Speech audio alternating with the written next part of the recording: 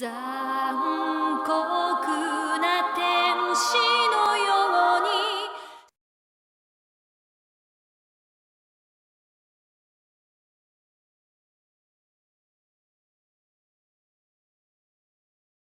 desde el segundo impacto hasta la creación de NERV.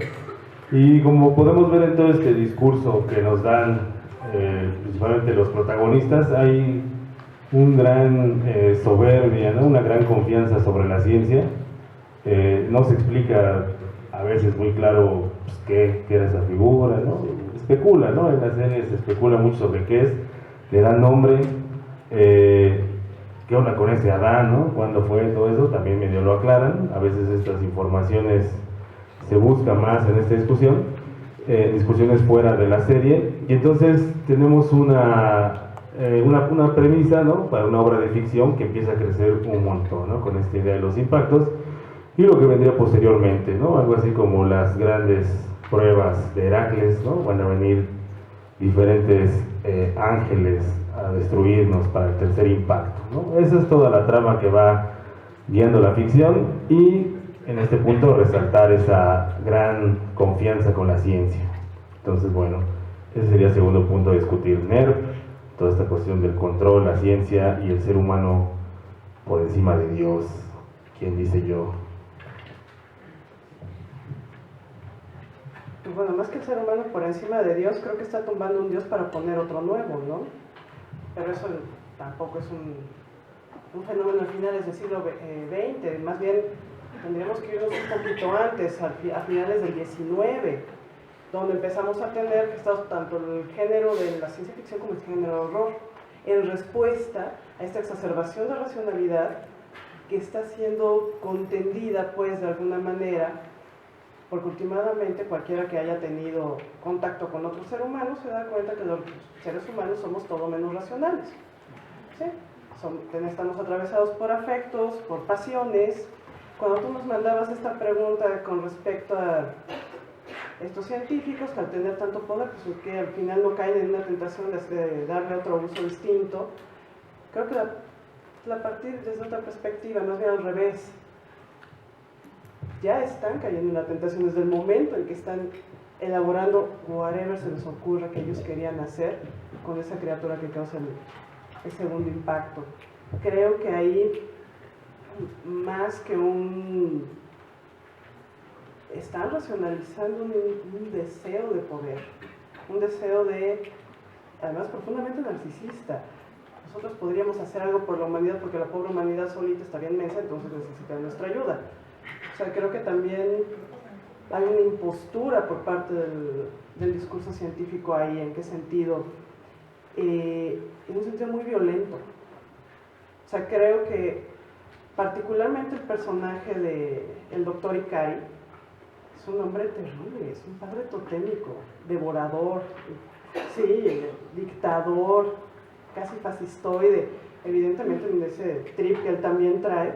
No me extraña que considere que está habilitado para hacer uso de ese poder, y nada más él, y que después se le salga de control, ¿no? O sea, últimamente, por más orate que el hombre pueda estar, sigue siendo un hombre fallido, limitado, que se está metiendo con algo que es evidente que rebasa por mucho las capacidades humanas, ¿no? Pero por otro lado, el cuate no admite tener un límite, jamás, en ningún momento.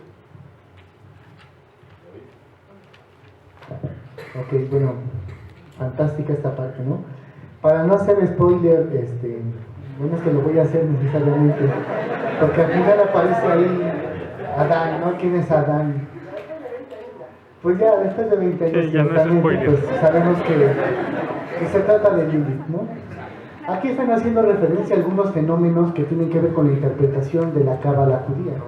Es una interpretación por algunos estudiosos de la propia Torá, del santo texto de los judaicos, y nos hacen alusión a Lilith, ¿no? Como la primera mujer que tuvo Adán. ¿Y qué está sucediendo aquí en la serie? Vemos que cuando se conforma NERV, en realidad se llamaba Gehirn, que era cerebro en alemán, y NERV, pues obviamente significa nervio en ese mismo idioma germánico. Posteriormente SIL, que es la que controlará a esta organización organización de NER, anteriormente llamada Gehirn, significa curiosamente en alemán alma, alma, cerebro y nervio, ¿no? Conectados. En ese sentido, cuando nos traen, nos evocan esta parte de Lilith, nos quedamos pensando, ¿dónde rayos está NER? ¿Dónde está situada? Está situada en donde se encuentra Lilith, donde chocó el meteorito que hizo el verdadero segundo impacto. Se supone que para los más estudiosos en esta parte, NERV es una organización que se dedica a destruir los ángeles que vienen a invadir la Tierra. Aunque en realidad, como ya nos menciona la doctora Blanca, la intención de su comandante en jefe Ikari Gendo es otra, es muy diferente. Él quiere que todos nos convirtamos como en juguito, ¿no? Que nos unamos al todo de la sociedad y que a fin de cuentas todo se purgue, porque la sociedad se ha convertido en una cuestión inútil, ¿no? Se ha hecho perturbadora, se ha pervertido demasiado, ¿no? Entonces aquí vemos nosotros algo muy interesante, no solo el posicionamiento de cómo se construye el NER, sino cuáles son los requisitos que debe de reunir una persona para trabajar ahí. Es decir, no sé si saben algunos de ustedes que esta distopia se vuelve pues una posible utopía, ya que se supone que la ONU es la que comanda a NER, aunque en realidad lo hace SEAL. La ONU y dices, carajo, entonces estamos hablando de un lugar posible en un mundo que ya pasó, ¿no? Y incluso en las escuelas dicen que hay un pequeño chorro, ¿no? Por ahí de cómo se fue el segundo impacto. Dicen los maestros en la escuela que ocurrió porque cayó un gran meteorito, como algo parecido a lo que fue Yucatán aquí con los dinosaurios hace 60 millones de años, ¿no? Y entonces están a través de diferentes relatos construyendo la propia realidad de lo que ni siquiera saben que están combatiendo y crean organizaciones para creer que están eliminando algo o están salvando a la humanidad cuando en realidad se trata de otra cosa muy diferente. Cierro mi intervención.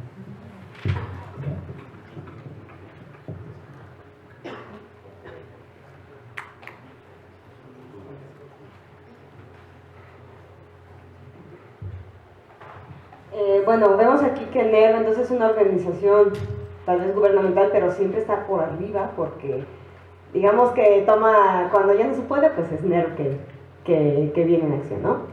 Y bueno, también esto nos conecta un poco con estas teorías de los Illuminati que últimamente hay, ¿no? De que hay algo más allá detrás, que es un dicho no dicho, es decir, hemos llegado a un punto en el que ya sabemos que el lenguaje está vacío porque realmente hay un otro discurso detrás, ¿no? Entonces siempre es como tratar de ver, bueno, me están comentando esto en los medios de comunicación, pero yo sé que en realidad están diciendo otra cosa, ¿no?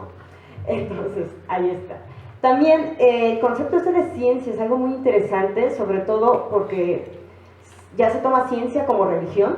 Si ven en cualquier post, científicos dicen, entonces ya es verdad, ¿no?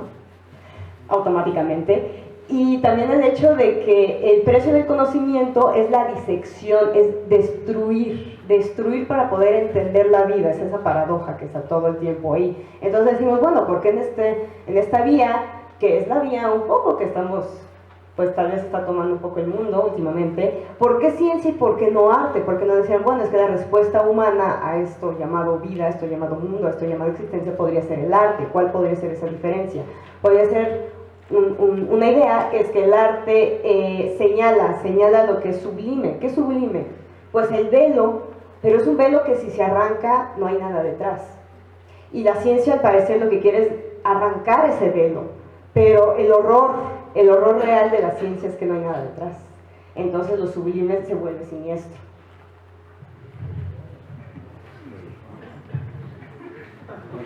¡Pum!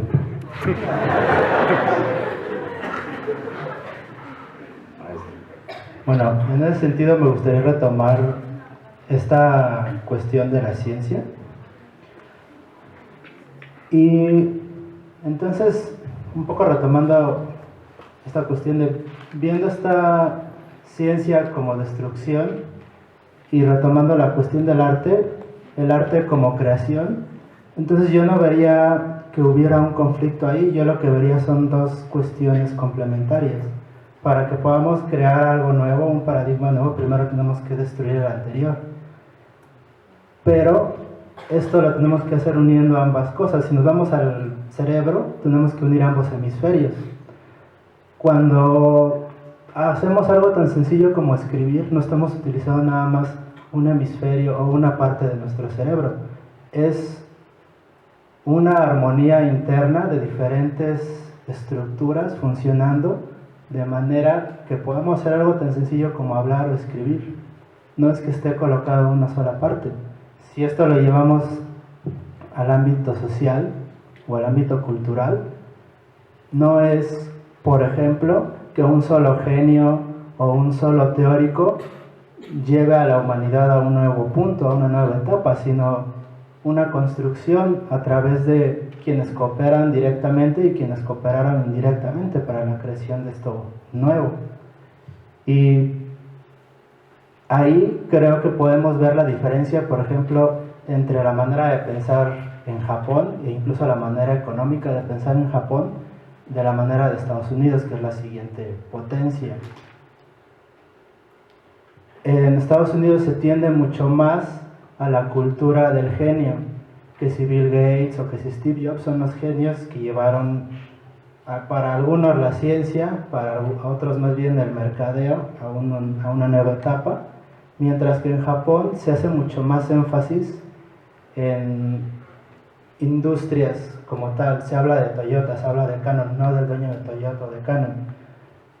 E incluso esta estructura de Cele, estos seres o personas que no sabemos quiénes son, no sabemos dónde están, pero sabemos que manejan los hilos, es muy similar a muchas de las estructuras corporativas de Japón. Y esta cuestión en la que no es un solo individuo el que jala la economía, sino es una especie de pacto implícito entre todas las corporaciones que vamos a llevar la economía hasta cierto punto. No le vamos a preguntar al gobierno, no le vamos a preguntar a la gente, nadie va a saber cuál es la toma de decisiones, pero vamos a jalar a la economía y por lo tanto al país hacia X o Y dirección. Bueno. Y entonces, teniendo todo este poder, se construye algo que ella se veía en prototipo, que son los EVAs. Y entonces esta tercera parte vamos a dedicárselo a los, entre comillas, robots. Venga.